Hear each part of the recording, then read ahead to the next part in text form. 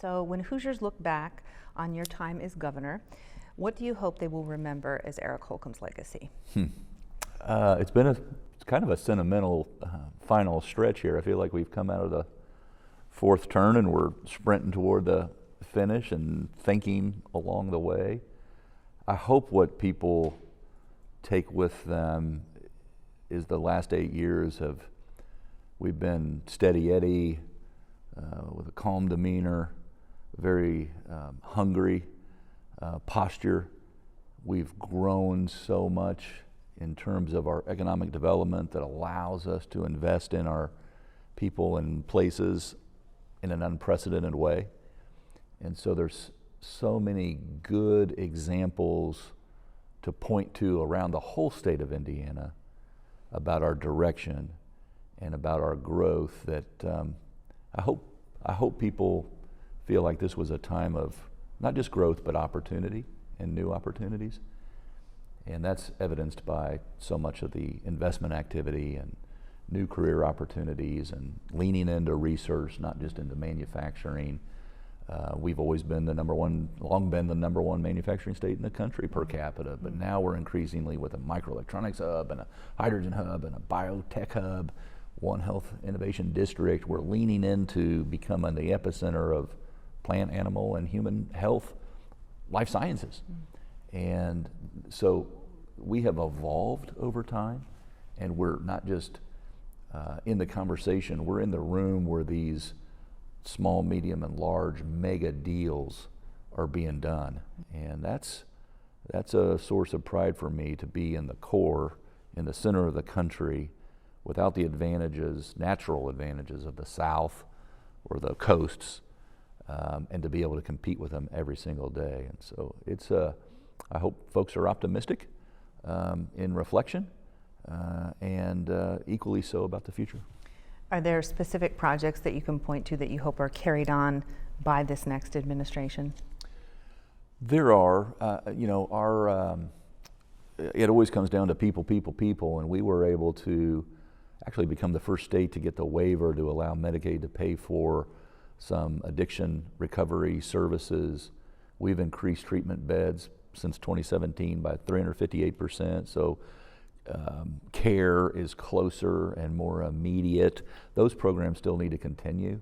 Our recidivism rate, folks who are paying off their debt to society at a correctional facility, our recidivism rate was at an all-time low during these last two terms, which is a good thing for society. They're not using resources, state resources, they're contributing to them. Our manufacturing modernization grants are helping small companies all over the state of Indiana retool and modernize their equipment. Our employer training grants, our employee or our workforce readiness grants are helping people skill up or upskill into careers that are at high wage and high demand. I hope those programs continue and are increased. Our local health departments, we saw recently coming out of the General Assembly, an increased investment in local health departments by about 1,500%. Much more work to be done there. That approach and program needs to continue. And then, like I alluded to earlier, we're now not just competing, but we're winning new investment coming from around the country and around the world like never before. And when you look at our committed capital investment coming to the state, we're in a league of our own, meaning 6 or 7 other states. And so I hope that showing up in those rooms and those type meetings and ushering in new business opportunities will continue. During the governor's race, you didn't endorse any one candidate. You put some thoughts out on Twitter at one point with some advice for the person who held this office next. And in that post you said, every governor hopes to go beyond where other great leaders have gone before them. And you also said, I've had the unique opportunity to act in ways that feel very personal to me. So in what ways have you gone beyond the leaders before you, and what were the actions you took as governor that felt very personal to you? Well, I have said before that everyone that has come to this office and all my predecessors and my successor have never had the job before, so it's new. So it requires this balance, I believe, of being humble enough to know that you're going to learn every single day on the job, from your first day to your last. And if you are connected to communities and people which drive priority, policy, conversation, you will learn up until that very last day. I still am. I'm going into new rooms all over the world and learning today. What comes from that, the action that is motivated from those conversations, is what is paramount. And that requires you have a plan, a very detailed plan, which was what I was urging, because it makes it easier for others to rally around and contribute to realizing a vision. Without the detailed plan, it's hard to realize a vision. A vision is kind of rhetorical. It comes down to dollars and cents and competing opinions that are to be respected on either side of an issue or multiple sides of an issue. And so I will continue to urge that for a state like Indiana to put its best foot forward, we need to remain a place that provides certainty and stability and predictability and continuity. And that's why we've benefited over the course of the last couple decades. Before, we were in debt and borrowing and delaying payments to governments and local governments and schools. Now we're in a position to where our state finances are solid, and we're able to invest in infrastructure projects and complete projects with cash, not debt financed, but complete I-69, complete a new correctional facility up in Westville with cash. And we have other states saying, what do you mean you paid $1.2 billion in cash to build Westville Correctional Facility? We're able to because of good leadership at the state level. That needs to continue, and I would continue to urge my successors, my immediate successor, and those who follow him, to always provide a detailed plan so that Hoosiers know not just where you're at, but most importantly, what you said, where we're going. So during your time as governor, you visited several other countries, working on trade deals and securing investments in Indiana. Are you concerned that this recent talk of tariffs from the incoming president could derail any of that work? Well, there's always concern about change in approach, but I will say that under the President-elect Trump's first term, he renegotiated NAFTA. Two of our biggest trading partners, our two biggest trading partners, about $1 trillion every year for our country. And so that gives me hope that however he's able to get the attention of others, whether it be Europe, Asia, North America, South America, that they are productive in terms of working with our market and our consumers and our people. And he has a way of getting people's attention like I think no other that I've ever seen. And tariffs have already, even the talk of tariffs, have already gotten the attention, and from what I read and watch, the attention of some world leaders that may do some things differently now that it's a different leader in the Oval Office. And so obviously these things, he was just asked this recently, and if they would lead to cost increases. And what you want is a level playing field, and that's what I believe that he's ultimately seeking. In every discussion that I ever had in any room that I was with him in his first term, it was all about free and fair trade and a level playing field. One thing that I've gotten around this world, and as you mentioned, been on pitching Indiana on 6 continents, we do more good around the world than any country in the history of the universe. And there are those nations who are flat out appreciative of that, and they express that through their policies. And there are some that just assume it or expect it. And I think he's not just demanding a little respect, but a little fair play. So you oversaw Indiana during a global pandemic, probably something you weren't necessarily expecting. No. When you came into office. You took a lot of heat during that time. The AG at the time, Curtis Hill, accused you of overstepping bounds with the mask mandate. The current AG criticized the state's response to the pandemic, saying that the number of COVID cases and COVID deaths were inflated. You had people protesting outside the governor's mansion. Yeah. How do you think you handled Indiana's response to the pandemic, and in hindsight, would you do anything different?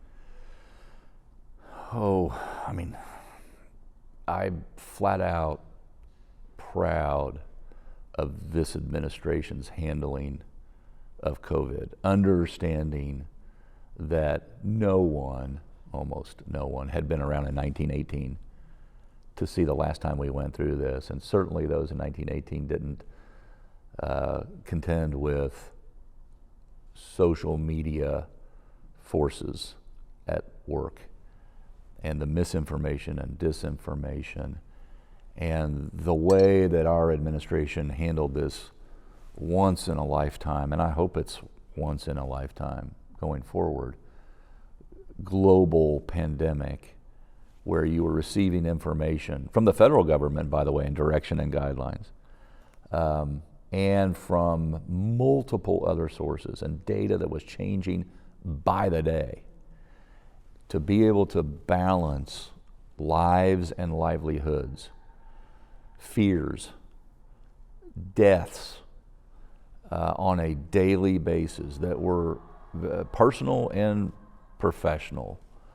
I'm proud of the way that we conducted ourselves, never got off course, let the facts drive us as we knew them on a daily basis. We were a strong state going into the pandemic. We are a much stronger state post the pandemic. And oh, by the way, there are always going to be people that express their disapproval when you change on such a dramatic scale what we can and can't do for the benefit of the whole. And that's in part why government exists, for the collective good, and to do things for people that they can't do for themselves. And we took that charge and responsibility very seriously. I will mention, it may sound petty, but post the pandemic, we had an election of which this administration, I got more votes than anyone that ran for the office before or since. And so while there were people who registered their disgust or protest, there were a whole lot more that came out and said, thank you, to this day, thank you for being steady Eddie during such a time of upheaval. But I'm proud about how fast we bounced back and where we are today. And that couldn't have happened without the countless number of folks who were in it together that saw us through it. So you visited Ukraine in September, correct? Yes. I was watching an interview with President-elect Trump this weekend on Meet the Press, and he said it's possible when he takes office, Ukraine will receive less military aid from the U.S., and he wants an immediate ceasefire and negotiations to begin. So as somebody who's been there and met with President Zelensky, what do you think Hoosiers should know about that conflict and about that country? That it has more than a ripple effect on Europe and the free world. It's really the front door of democracy that's being threatened by a, I think, evilly motivated tyrant, Putin. And there is a reason for NATO. There is a reason for alliances, the EU. There is a reason for America standing with our allies, freedom-loving and seeking nations around the world. Ukraine just happens to be on the front line of aggression that has occurred throughout time, but especially throughout the Cold War and to date. And Putin will continue to engulf and devour all the property that he is enabled to do so, unless forced not to. And I think that America's role and part in this is just that. We have a role and we have a part, as does Europe, which is their continent, to play a central role in repelling that aggression. And it's just in my hope and potential fears that Ukraine, hanging in the balance in certain parts of it, that Putin wants to gain not just access to for shipping purposes and raw earth material purposes and strategic military purposes, that we're able to stand with our fellow democratic partners and prevent that from occurring. Coming back to Indiana, you've been pretty firm on your stance of not legalizing cannabis. We know earlier this year the DEA moved marijuana from Schedule 1 to Schedule 3 under the Controlled Substance Act, greatly reducing the restrictions on the drug. Governor-elect Braun has said he will take a serious look at legalizing it for medicinal purposes after really consulting with law enforcement first. Knowing that, all of these things, do you still have the same stance on the issue? Is it time to legalize cannabis here, at least maybe for medicinal purposes?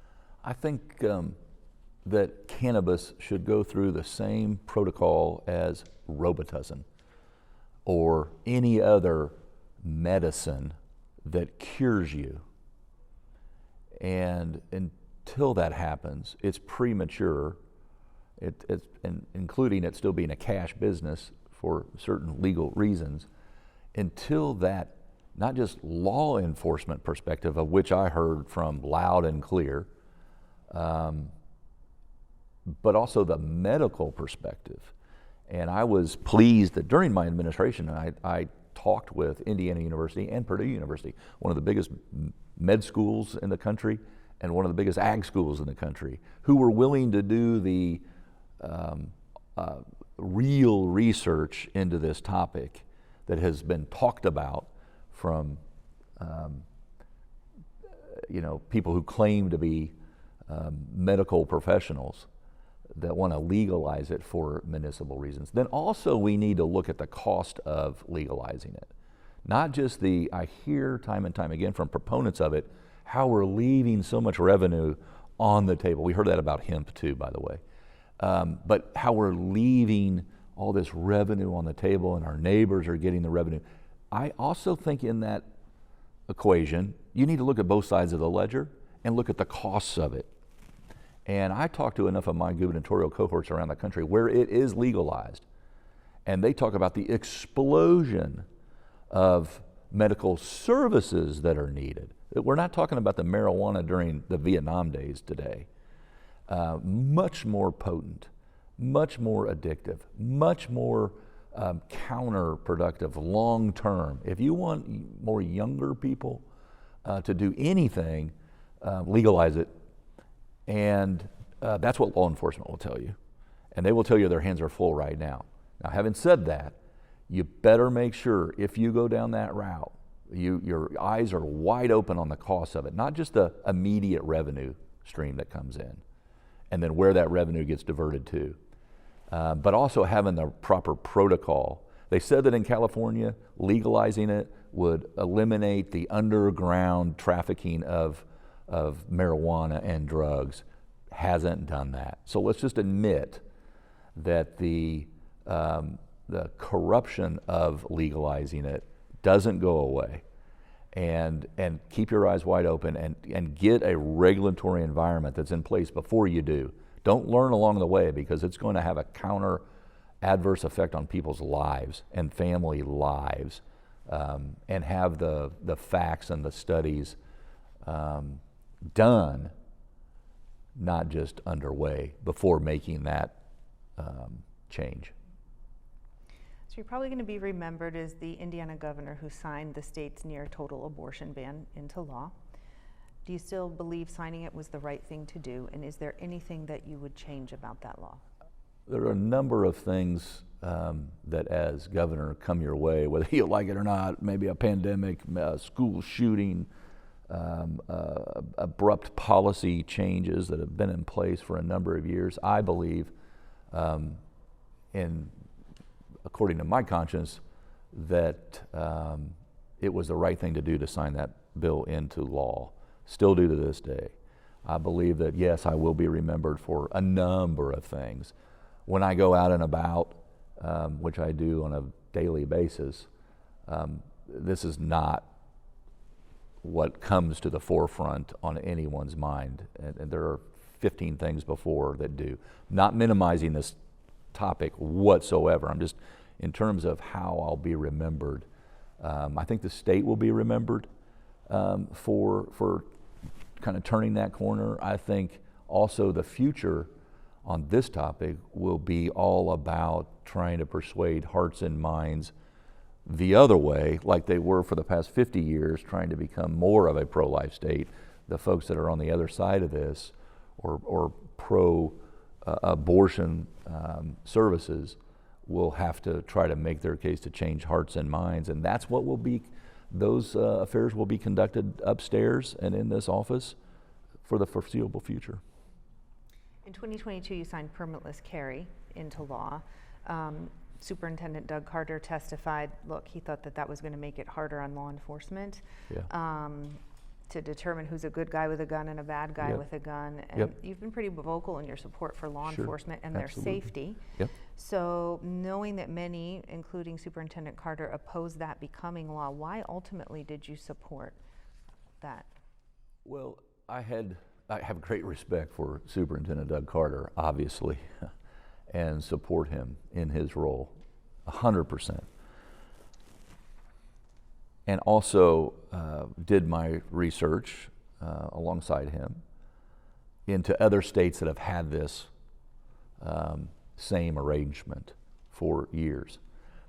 And unfortunately, a law enforcement officer pretty much has to go into any situation assuming someone is armed. As unfortunate as that is, more attention needs to be on safe storage of guns in our country and in our state. And a law enforcement officer is their job is one of the toughest imaginable because they are on the front lines and they are dealing with people who do not care about the law to begin with. And so at the end of the day, where I came down is they've got the toughest job imaginable, and it's not gonna be made any harder, if you will, by continuing to approach every situation as if someone is armed.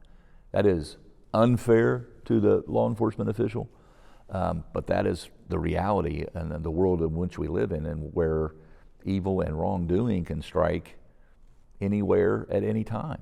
So the city of Indianapolis and the state have at times had their differences, their debates over no turn on red signs being installed downtown, to dedicated bus lanes, to road funding.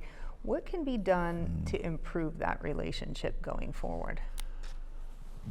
Well, I'm going to make this sound easier than it is, because you've got competing legislative bodies, councils, committees, representatives, senators, two different levels of government. This is our capital city, which is like every other, but centrally important to our state's future.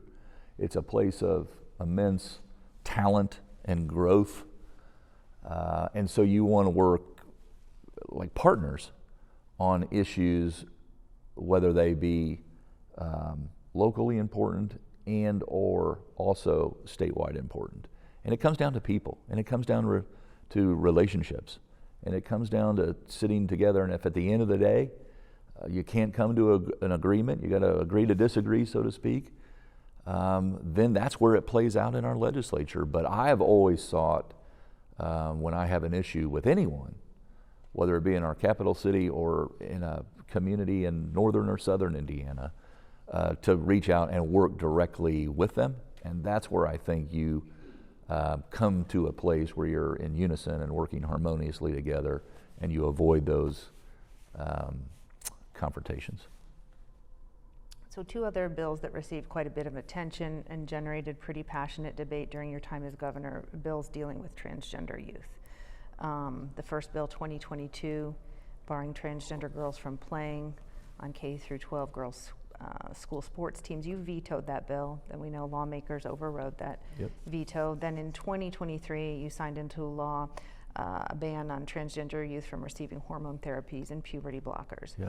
At one point, you described that bill as clear as mud, but ultimately you signed it. Yeah. Can you take me into the moment each of those bills land on your desk and what your thought process was with each of them? Sure. The first, I tried to be as clear as mud on my own position that boys should be competing in boys sports and girls should be competing in girls sports, and not not tangled or intertwined. We had a process in place that ensured that was not being violated, that was protecting those competitions. It was working. It was working before the law. It is working now. And I support typically government that's closest to the people. The law that was written was vague at best. And I thought potentially could, maybe it won't, but could invite legal confrontation and overturning. And thankfully, we'd be left with a protocol and policy that was in place that was working, that prevented boys from competing in girls' sports. It might have made some feel better that this law was passed, but it certainly did nothing. It added no progress to what was in place before, from my perspective. The second issue you brought up, there is I think a clear line where procedures that change permanently one's body, such as their gender, should be made when they're an adult, and should not be when they're 8 or 11 years old and going through a lot of change like we all go through in those ages. Doesn't erase every issue that someone's going through mentally or physically, but on this issue, I think there is a line, and it's a clear line, that needed to be protected, and so was 100% comfortable signing that. And there is in no way in my mind, to take you there, any conflict between those two bills. One said we were protecting girls' sports prior to any law that was passed, and potentially made us more legally vulnerable. And 2, one protects minors, like we do in all sorts of other ways, that distinguishes a minor from an adult. Now, when you're an adult, you be you, and then it's changed. You get to make your own decision that's going to affect your body permanently for the rest of your life. You came under some criticism in this Netflix documentary, Will and Harper. Have you watched that documentary at all? I have not. And saw your appearance when you're meeting Will Ferrell and his friend Harper Steele. I mean, later in debriefing that moment, and just for background of anybody who hasn't seen it, Steele is going through a transition as a trans woman. So as an adult. As an adult. So she characterizes that moment as an uncomfortable moment with the governor of Indiana, and just saying, you know, in her words, that you're not very kind to trans people. You know, what do you think of that characterization of you? I think that is, certainly wasn't uncomfortable for me. I didn't sense Harper being uncomfortable.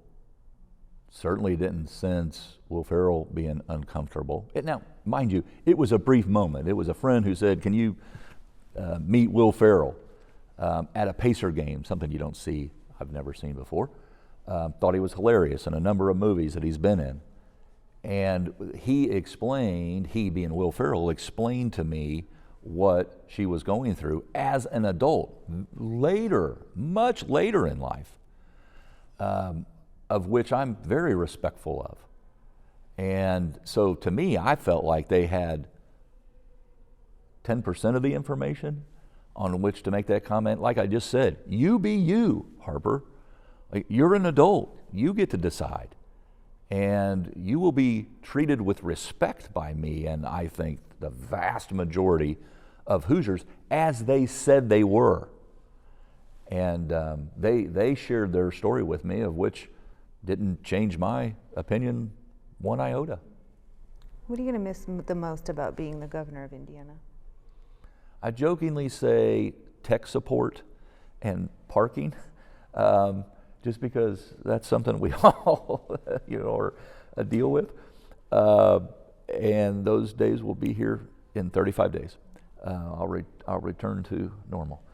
But really, when it comes down to it, it's waking up every day and just the adrenaline of being able to be part of an organization that's out there motivated to be a force for good and to help others where they can't maybe help themselves, and to hear those testimonials, the good that comes out of this service. And of course, I'll miss the team that's helped bring about those changes. And you go from going 100 miles per hour, coming out of the fourth turn, heading for the finish line, the final sprint, to whatever comes next. What's your favorite memory as governor with first dog Henry Holcomb?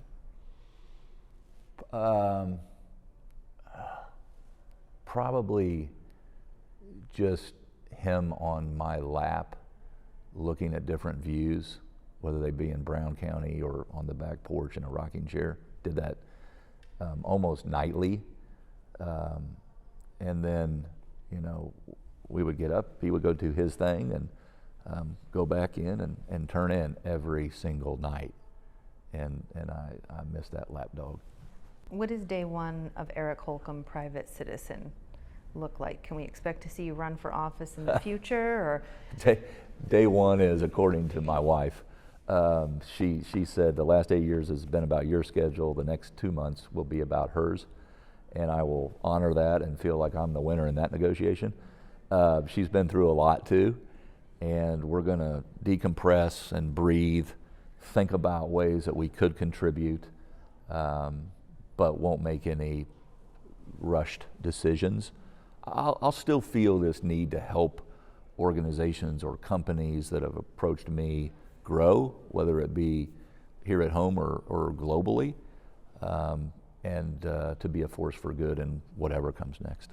What goes through your head when you turn over the keys and shut off the lights and give the keys to the next guy on that last day? What are you processing in that moment? All the power to you.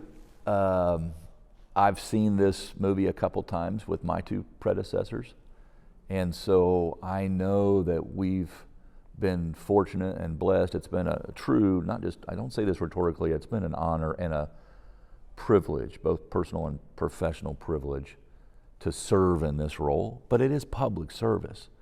And by design, folks shouldn't, get so comfortable to think that this will last forever. That sense of urgency that comes with the job, knowing you have 4 or 8 years, really does drive you to land the planes by the time you leave. My goal is to leave the cupboard full, the pipeline full. So there are deals that had I had another year, I would have been working on, and give my successor a good kind of head start on their first year, on his first year, and wish him well. Thank you so much. Thank you, Emily. Anything else that you want to add that I didn't think to ask Did I miss anything? No, There's so much. Just maybe go Irish, go Hoosiers. Right, can't pick a side. Right. A house like divided. A house divided. Thank you so much, Governor. Thank you. Appreciate it.